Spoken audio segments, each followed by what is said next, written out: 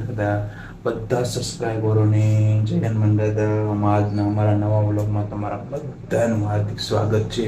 આજનો અમારો નવો વ્લોગ સ્ટાર્ટ કરી રહ્યા છીએ અને આજે જેવી મેં દાઢી સેટ કરવા, કારણ કે કાલે લગ્નમાં જવાનું છે. તો કાલે લગ્નમાં જવાનું હોય તો હરખ તો હોય ને, તો મેં આજે છે ને દાઢી બાઢી કરાવી. પિન્ટુભાઈની ત્યાં જઈશું, જો એનું ઉગાડવું હોય તો, નકર વિપુલભાઈની મમ્મી ત્યાં શું દાઢી કરાવવાની છે એ ફાઇનલ છે. કારણ કે દાઢી બહુ વધી ગઈ, વાળ તો બરાબર છે, ખાલી દાઢી સેટ કરાવી એવી કમ્પ્લીટ થઈ જાય એવી ગાડી લઈને આવી છે. તો ગાડી અમારી છે તૈયાર, ગાડી લઈને નીકળી જાય છે દાઢી કરવા. અમારે દાઢી કરવી હોય તો કરી આવજો, તો કહેતા નહીં અમને. તો મિત્રો દાઢી કરવા આપણે લઈ ગયા છે. આગે તમને ખુરશી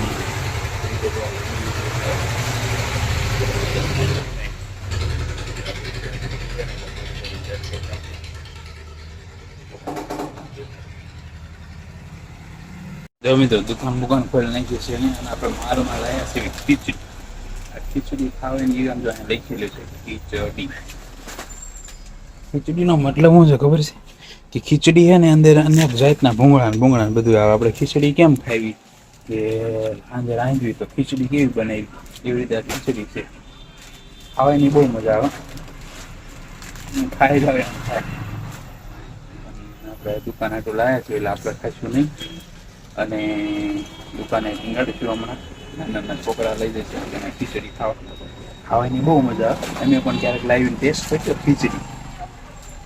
પાછા હવે દુકાને બે ગયા છે કામ ગમે છે. રાતે જો અંધકારમય છે ત્યારે કોઈ કરતા કોઈ ગરાકી નથી જોઈ જાઓ છે, કોઈ ગરાકી. એકલો બેઠો છું ચોકડી પર શાંતિથી બેઠો. એક ગ્રાહક આવ્યા, એક ગ્રાહક ગોલી વાળી સોડા લીધી, એક જ ગ્રાહક આવ્યા. અંધકારમય છે.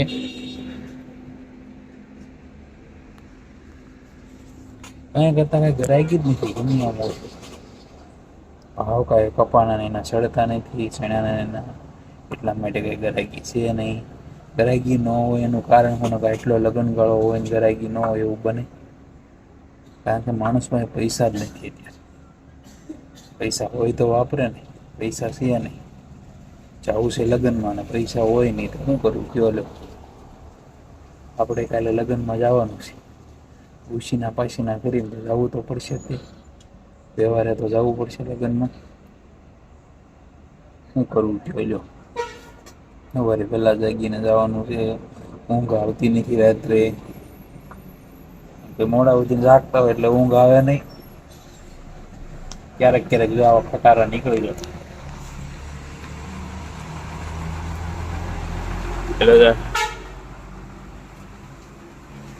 ક્યારેક નીકળી જાય. જો પાછા બે કલાક બીજા ચા પાણી પીવા આવ્યા છે. ચા પાણી અમને દઈ દેવી. બે કલાક આલ્યા આવે છે ઠેલો લઈને. તો કલાક કેવા મસ્ત ચા પીવે છે. આપણે એમને ચા દઈએ એટલે ચા પીવે છે રકાબીમાં. એ નળી તો કેવી રીતે એમને ચા દઈએ તો એમ્બ્યુલન્સ 108 નીકળી. એમ્બ્યુલન્સ નીકળ્યું પણ બીજું કોઈ નથી ગયું. કેવું કહેવાય, શું કરવું? તો હવે ખાઈ આવી ઘરે જઈને ખાવું તો પડશે. ખાધા વગર હાલવાનું છે ને. ખાવી તો શરીર હાલે, અને અગર હાલે નહીં તો ખાવા જ આવી છે એવી. તો ખાવામાં હું બનાવી જોઈ છે એવી કરી. કન્ટિન્યુ બ્લોગમાં બના રહીજો. હાલો મિત્રો, બધા ખાવા. અત્યારે હું ખાવા બેસી ગયો છું, કારણ કે હું એકલો છું આજે તો, એટલે મારે પણ આજે પણ એકલું જ ખાવાનું છે. કાલે છે ને 101% બંને અમે ખાવા બેસીશું. હારી જોઈ લો, અમારે છે ગાંઠિયા છે, કઢી છે, બાજરાનો રોટલો છે, અને આ રાયતા મરચા, અને આ ઠંડી છાશ. એટલું અમારે ખાવાનું છે. બહુ હાઈફાઈ આપણે જીવન જીવતા નથી. આપણે નોર્મલી જીવન જીવી છીએ. તમારે જો આવું જીવન જીવવું હોય નોર્મલી તો તમે ચાલુ કરી નાખજો.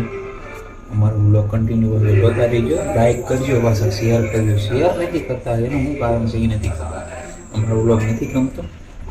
જે એટલું આવડે એટલું આપણે એડિટિંગ ને એવું કરીને વિડીયો બનાવીશ એવી. બાકી તો અવરો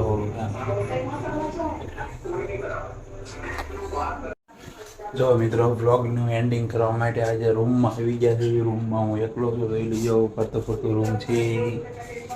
હું એકલા છે.